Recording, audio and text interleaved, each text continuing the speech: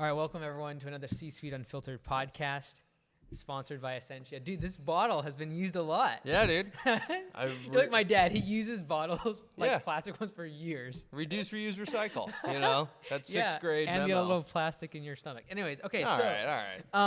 No BPA. There's no BPA. I had a couple things I wanted to go over, or topics while I was running. I figured we should go over. Yeah. Number one, because we are, we believe in freedom of the press. We believe in middle of the aisle, newsworthy topics. Yeah. We try to diversify our sources. Yeah. So we also are willing to concede when we are incorrect on our sources. And so I do think that the show needs to preface this one by saying Grant Cardone was not guilty of any of the things that we had assimilated to him. This is my first note for the day. Grant Cardone is free in all caps. So, yes. Man. So I think we didn't really throw him under the bus at all. No. We were just, I think the title and thumbnail actually got caught in the algorithm. Totally. Oh, yeah, it did. Got a bunch of people watching. Yeah. It's our most viewed video, and it's our most disliked video, because the video, there was no video.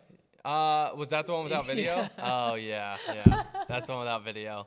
Yeah, and we talk about Grant Cardone for like 8 minutes at the end. Oh, so yes, 100%. That was a clickbait title, thumbnail, 100% like that. But hey, that's the name of the game. Yeah.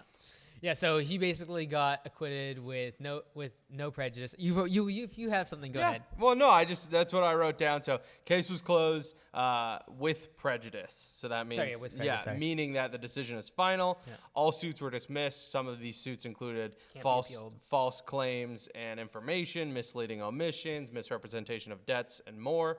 So basically, he fought it, and it was dismissed by the circuit court judge that was handling it. He had to spend $1 million. Yeah. $1,050,000. Something like that, yeah. So I got the public video on the weekend, but then I also joined the investor call that he did the same thing. So it was and this is the thing. I think even if the law says someone's innocent, I do think they have learned a lot. Like in the 3 years ago, the way they advertised Cardone Capital versus now, very different. And so they learned, and I still think there's a lot to learn from it. And so I was definitely taking notes throughout this whole process. And I even kind of said in full defense of Grant, that there were certain things I learned from him, how he handled in the midst of COVID-19 and how he handled it with the investors and keeping everyone aware and showing the numbers throughout and hey, we're not going to die. But the fact that you said it kind of was jolting to a lot of people, I think. Yeah. And made it as hey, we got to sell all these books. We got to sell all these stickers. We got to sell these hats. So we're all going to die. And so selling fear is, I think, a good tactic to sell in the short term, but long term, you scare away long-term investors. And so I just kind of took notes to the whole thing, not actual notes, but mental, because in the future it'd be something that we'd be thinking about. So my biggest takeaway. So I watched the public video. I was not on the investor call.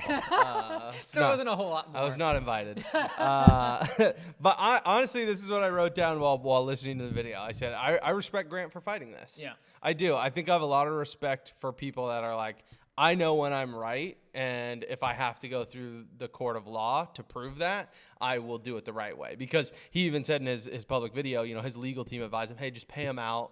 We can buy this out, and they'll dismiss it themselves. And he was like, no, we didn't do anything wrong, so we're gonna fight it.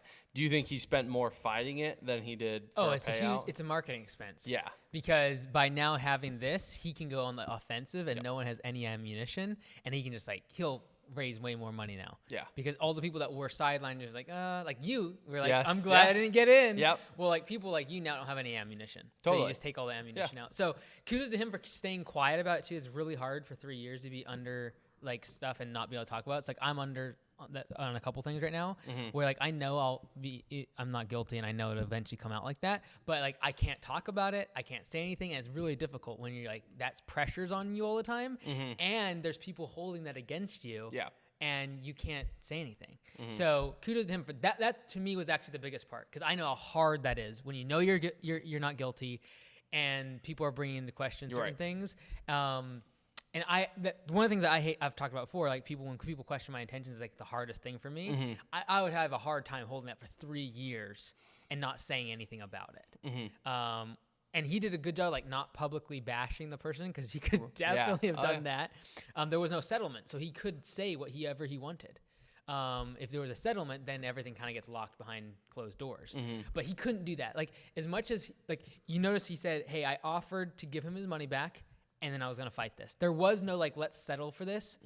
Really, even though the lawyers brought that up, that's not even an option for him, because you can't have that allegation and then not acquit yourself from it. You either have to fight it, or you have to, like, no one knows about it. People had already known about it. It already become a thing. You can't just go pay the person out. It just looks bad. Yep. So you have to pay the $1 million as a marketing expense to now go on the offensive and say, I'm right. Yeah. So he'll do that. Oh, he'll definitely do that. He's going to clown on it, and it's great. And he will go after people that specifically charged, like, convicted him of like crimes. He now has the ability to go find them and, like, go after them with lawsuits.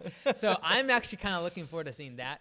But yeah, I was taking a lot of notes, mostly how to handle marketing and investing, investment opportunity, and secondarily, when people do call you out and say something that's false, like how you handle it. Yeah. He did name specific, like, journalists and publications that were like, you said that I did X, like, that's false, you're trash, whatever. He did go a little hard on that. He called, you know, people that used him for clickbait, YouTube trash. Yeah. So, but he never named the plaintiff. Right. That was the thing. Yeah, which I respect. So I like it. I just think I'm always going to default for rooting for someone that fights for what's right. Yeah. And I hate when legal proceedings happen when nothing illegal happened. It just feels like the biggest waste of time, biggest waste of money. Like I'm a small government guy in general, right? So, that was my first thing. That's really all I had on it. Okay, so I want to talk about driverless vehicles, self-driving vehicles. Okay. So there was the Cruise program, which is a piece of GM. Yep. But they are a separate department. They run autonomously. So they had an accident in San Francisco. All In Pod talked about it. And one of the things that I took away from it is not really to do with driverless cars, but more about technology in general. And I think it's a really good listen for All In Pod about technology, where's it going, and, like, the mindset around it. Because if you actually just take a statistical standpoint, a view of, like, driverless vehicles versus, like, accidents per mile, it is better to be inside of a driverless vehicle right now. The reason we don't do that is because by doing so, you relinquish any power, you relinquish any autonomy, and you relinquish the ability to be able to have any say in whether or not you are drunk, whether or not you are distracted, whether you're texting and driving. Like, by just giving that over to someone else, we are willing to actually take a higher risk and a higher likelihood of getting into an accident and being hurt because we have control.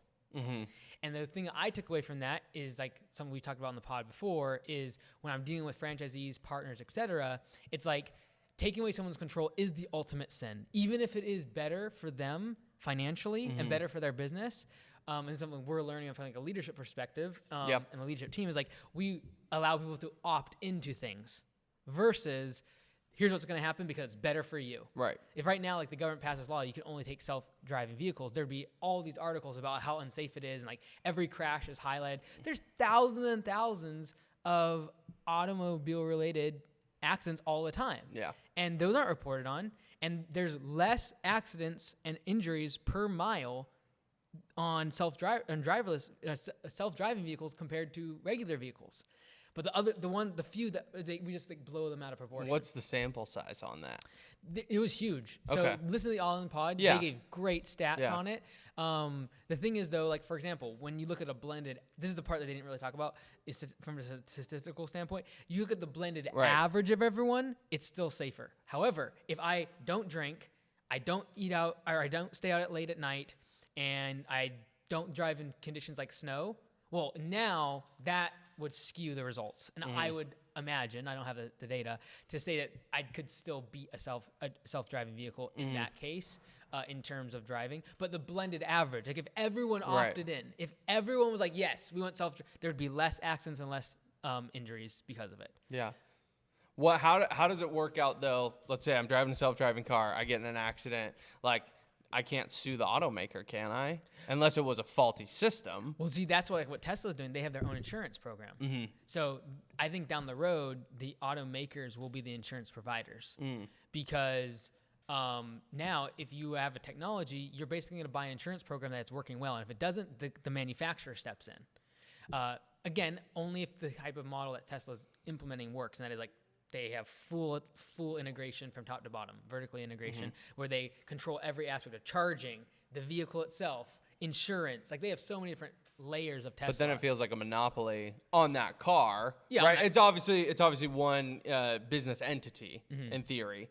But what I'm saying is that doesn't seem fair that like they hold the keys of like, oh no, you can't say like you can't claim an insurance policy on this because it wasn't faulty. It'll go to court and it'll be like, okay, great, let's run the software and see exactly what happened. Let's watch the cameras. Let's see, like. But that doesn't seem fair because I feel like insurance agencies are an independent organization outside of what you're insuring against. Does that make sense? That's a good point, but there's also something to say that if you're insured by Geico and I'm insured by Geico and we get in an accident, well, now what happens? Right. So it's already kind of there. Like that could happen. Well, let's hope it doesn't happen right now. But like that could happen, and there's already a process in place for making sure that's done legally. Yeah, it's an interesting thought. Like I think I'm generally in favor of it, but yeah, giving up control is hard. Like I'm in favor of it as long as I can push a button and drive myself. Exactly. Right? That's the camp that I sit in because I don't want to give up control. I feel like I am a safe driver. Like I got one speeding ticket when I was young and 19, and you're like, I have a car, woohoo, right? Yeah. But like I'm a safe driver. I go the speed limit. Like I do good maintenance on my car. Like I feel like I want to stay in control personally. And I think that's where autonomy will go for the next 10 years. It's like it's an opt-in, right? Yeah. And that's what's going to happen. But it's just funny, like what's going to happen is like you opt in, you either buy a car that has it and you choose when it's on, when it's off. You maybe do it on the streets. You drive and then you let it on the highway do its own thing. That's how it's going to happen over the next 10 years, and then it will be fully adopted. But what you can't do in our case as business owners, and especially the franchisees, is like jump to 10 years and be like, you must do this. It is better for you. It is healthier for the common good of mankind will be better if we just all do this. Yeah. That is true. Yeah. But you can't do that. It's going to hurt people. More importantly, not hurt them, but they will revolt. Yeah. And so. What if they had, here's what self-driving cars need to do, is they need to communicate with each other. They do. That way, no, but what I'm saying is, so I pull into Costco parking lot on a Saturday, right? Worst place to be on a Saturday. But you do it because you're married now. But you do it because you're married. It's awesome. Yeah, dude. Got a pack of Celsius, got a nice book, a couple things. You pull into the parking lot, and then it tells you where the open spots are.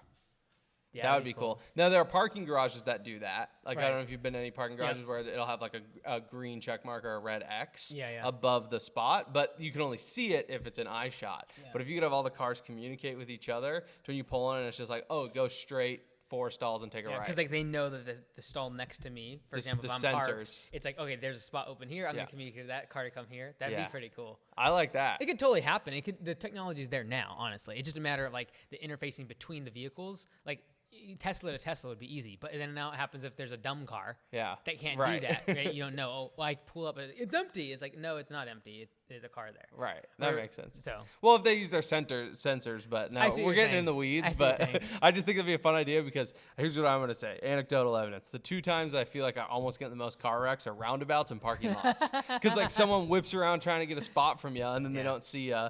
Or like roundabouts, nobody knows what's going on. So I think self-driving with the sensors and roundabouts would be awesome. Yeah. And the fact that they could optimize for the closest to the door without you having to figure out. Because like, I hate going to parking lots. Yeah. I'm like, I'm not going to try to find one close. I'm just going to the furthest away and finding a parking lot and I'll walk. I'm not looping around trying to get something closer. So that would be cool. Yeah. I'm going to be that guy, though. I know I've told you this before, but like I got my 02 Dodge Ram. I'm keeping that thing forever. So like I will be that guy where you're like, oh, I think there's a spot up there. And then you just see this huge 8 miles per gallon truck just sitting there. I'm going to be that guy. So. Oh, man. Is there anything else you got? I had the Grant Cardone stuff. Okay. So. I got non-financial advice. All right. Yeah. Do you have it? I don't. Dude, no. you are unprepared, I was very unprepared. Look. I figured a better episode coming out of you with a shirt that says Copilot. I mean, come on, dude. That's bad for the brand. Copilot doesn't have podcast automations yet. Okay, the non-financial advice is really good interview from Brian Chesky on Diary of a CEO. Oh, okay. Yeah, he's a quirky guy. Yep. He's 39. He's single. He's definitely quirky. I can see why he's gone through 2 relationships in the past 10 years. But the story he told of the past 3 years of going through COVID is textbook stuff. Nice. It is phenomenal. And he's a little bit like I don't want to say corny. New age thinking, I think, in terms of like treating team members a certain way and stuff like that. And like some of the language to me seems super corny. Mm-hmm. But you can't argue with the results. And I think there are parts that he is saying that like employees that didn't respond well to the way he communicated, but it's still a textbook lesson for dealing with something like COVID in an industry that just got obliterated. Like went from like gonna go public to like 80% of all your transactions are stopped, and you think you're done. Like the drop off there, and then to over the next 8 months rebuild the company, redo, like it was a great listen. Yeah. Diary of a CEO, Brian Chesky. This past week is a good. I listened to the whole thing. Awesome, I like it. I do have some non-financial advice. Very good. I was stalling for you. Yeah, bro. No, it's good. It just came to me. Okay, all right. But I thought about this. We have Landscape Summit coming up next week. Oh right, yeah. So here's my non-financial advice, because a lot of this audience is going to be crossover, right? If you have speakers on stage, MCs, whoever it may be, like engage with them. Bring the energy. If they're bringing you your energy, because like you've been to conferences, I've been to conferences or speeches or whatever, and like when the audience is dead, it changes the whole feeling of the room, and I think the speaker notices it. And I'm not even really speaking at the public conference, so I'm saying this more for the folks that are doing keynotes, is bring the energy. If you're the audience, like you show them that you want to be there, applaud for them, engage with them, agree with them, whatever it may be. I think it just makes it a better environment for everybody. It's awkward in public to be the loud person or be the first person to break the ice, but I think it brings everybody closer together. If you can break down that barrier, hey, we can all have a little bit more fun together. Cool. So that's not just for Landscape Summit. That's for all conferences, public events. But which, by the way, you're probably posting this next few days, right? Yeah, I'll get it up before the weekend. Cool. Yeah, so this will be the last one before. Yes. Yeah, cool. So today we're launching. When we're recording this Wednesday, we're launching another episode of the Turnaround series. Nice. It's gonna be really good. And all those people that are in the show are coming to the event. And like this. The amount of work I put in these keynotes is off the charts. Yeah. And what's not dumb, which I'll just see how the like reception is like I've dumbed them down to my head, which is like I took away graphs and charts and like pretty complicated things and like just kept boiling it down to like the simplest form of getting the point across instead of trying to look fancy or look smart. And like ultimately when you tear it away a lot of times, like and then what I kept coming to is like this chart is here. And I made this more complicated because it makes me look smart. And so like, what's the objective is not that. The objective is I want them to actually take it and learn and do something with it. Well, then we got to strip away all the fanciness. Yeah. So we got some, it'll just be interesting. Like it's simple, but like the concepts are the same. And I've just like boiled them down a bunch of times to try to make it more palatable for a keynote. Yeah. So it'll be interesting, dude. I think the first 4 I'm going to be pretty solid on, but like the last 4 I'm kind of still working on. Yeah, it's all right. You got time. You got a little bit. Yeah, you have so much time. Yeah. So anyways, it's going to be a great event. It is the most work I've ever put into keynotes, and I hope it is good enough. Yeah. I think it is a great skill for everyone to learn, is learning how to explain things simply. Yeah. Right? Same thing like I watched you through the whole process of P4P. You built it from the ground up, and then now we can literally summarize it in one sentence. Yeah. But that took, 2-3 years to get to that point. So it's a skill that people do need to learn, which is taking a complex subject or topic and then reducing it to simple words and phrases that can be understood by multiple people. So. That's a very long way of saying it needs to be simple. It's a good way of saying KISS. Keep it simple, stupid. It's a good way of saying that. All right, that's the pod. Shortest one ever. Yeah.